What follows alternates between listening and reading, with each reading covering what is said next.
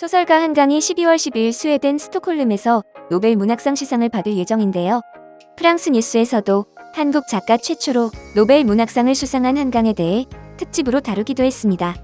프랑스 라이어 매거진 편집장은 상업적 양보 없이 매우 아름다운 문학의 승리라고 평했으며 일전에 한강 소설가의 좋은 작품을 접해 알고 있었기에 이번 수상이 개인적으로 기쁜 결과라고 말했습니다.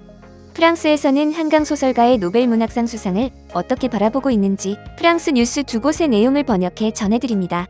Une récompense maintenant qui a été attribuée, célèbre récompense, le Nobel de littérature, donc décernée à une romancière sud-coréenne en cette mi-journée. Elle s'appelle Han Han, fille de l'écrivain Han Soo-wong, autrice de 53 ans. Elle écrit des poèmes, des nouvelles, des romans en coréen. Elle a été récompensée pour sa prose poétique, intense, je cite, qui affronte les traumatismes historiques et qui expose la fragilité de la vie humaine. C'est ainsi que le jury a argumenté son choix. Tout à l'heure, on en parle avec vous, Alexis Broca, bonjour, rédacteur en chef de Lire Magazine. Ce choix-là, il faisait partie des noms qui étaient cités jusque-là ces derniers jours. Il faisait partie des noms qui étaient cités, mais il était en bas de la liste.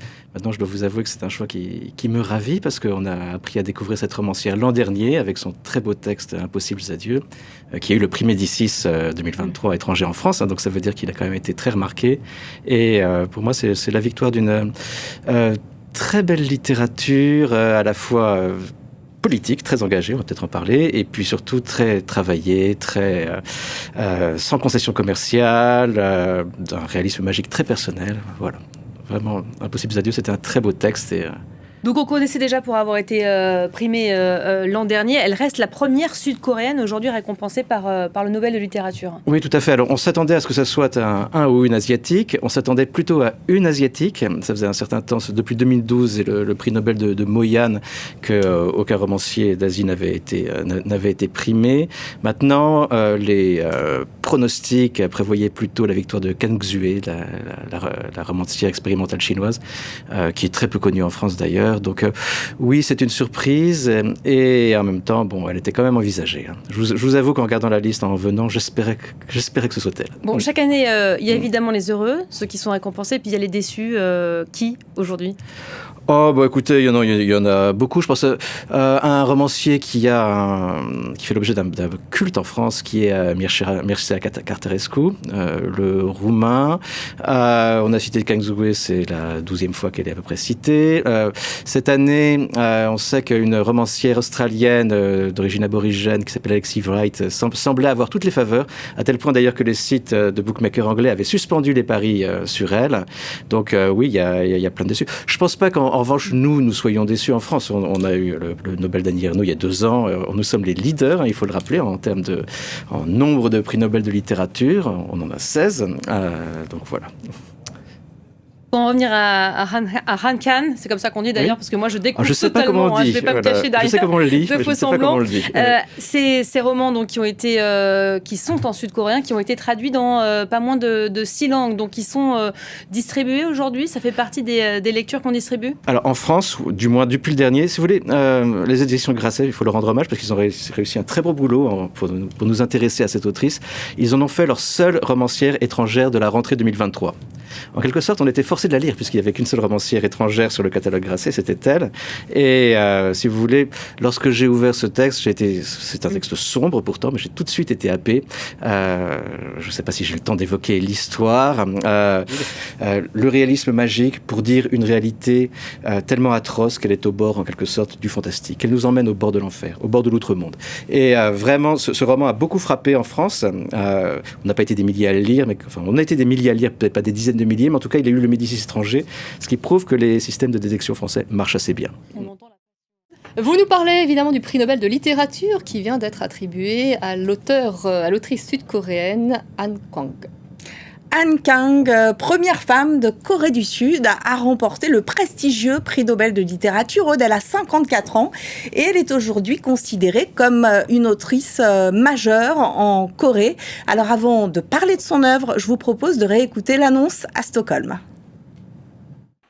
Han Kang, la lauréate du prix Nobel de littérature 2024, est la première autrice sud-coréenne à recevoir ce prix. Née en 1970 Dans la province de Gwangju, elle s'est également consacrée à la musique et à l'art. Son travail repousse constamment les frontières artistiques. Cela se reflète clairement dans ses écrits qui épousent tous les genres. Alors pourquoi ce choix? Quel est son parcours? Alors déjà, on ne peut que se réjouir de voir une femme remporter ce Nobel, puisqu'elle n'est que la 18e femme sur 121 lauréats du prix Nobel de littérature depuis sa création en 1901. On s'attendait peut-être à la victoire d'une Africaine, un continent largement sous-représenté, ou d'une Asiatique, plutôt Kan Sue, la chinoise, mais Han Kan était sur la liste des favoris, plutôt en bas de cette liste. C'est donc une demi-surprise.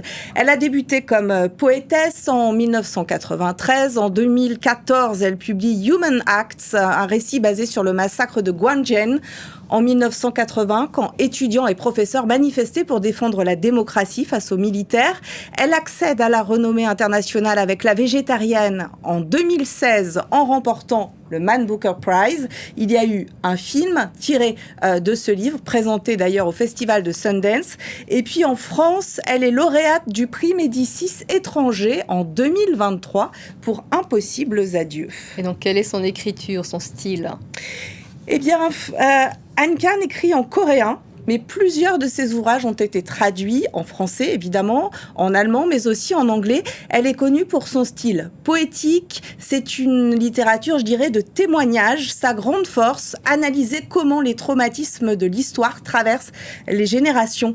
En France, on compte parmi ses éditeurs Zulma, Le Serpent à Plumes ou encore La Maison Grasset. J'ajoute que le Nobel de littérature s'accompagne de 11 millions de couronnes suédoises, ce qui fait l'équivalent de 960 000 € à son lauréat et qu'elle le recevra le 10 décembre prochain à Stockholm. 이렇듯 프랑스에서 소설가 한강의 노벨 문학상 수상은 주요 언론 매체를 통해 널리 보도되었으며 프랑스의 독자들 사이에서도 큰 관심을 받았습니다. 프랑스의 대표적인 일간지인 레몽드는 한강 작가와의 인터뷰를 통해 그녀의 작품 세계와 수상 소식을 상세히 다루었으며 프랑스의 권위 있는 일간지인 르피가로는 온라인 베팅 사이트의 예상을 뒤엎었다며 올해 수상자 선정은 문화 엘리트들을 놀라게 할 것이라는 반응도 덧붙였습니다. 또한 작별하지 않는다 작품에 대해서는 한 가지 확실한 것은 이 책은 한번 읽으면 잊을 수 없고 잊히지 않는 책이라는 점이라고 평가하기도 했습니다. 또한 프랑스의 주요 문학 포럼과 독서 커뮤니티에서도 한강의 수상 소식과 작품에 대한 토론이 여전히 활발하게 이루어지고 있습니다.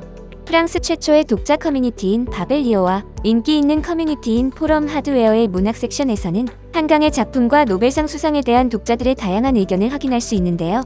저마다 책에서 감명 깊었던 구절을 올리고 의견을 주고받기도 하는 것이죠. 이렇듯 한국 최초의 노벨 문학상 수상에 대한 프랑스 언론의 반응을 전해드렸습니다. 앞으로 문학 분야에서도 한국의 성장이 세계적으로 더욱 두드러지길 기대하며 오늘의 소식지는 여기서 마무리하겠습니다. 긴 시간 함께 해주셔서 감사합니다.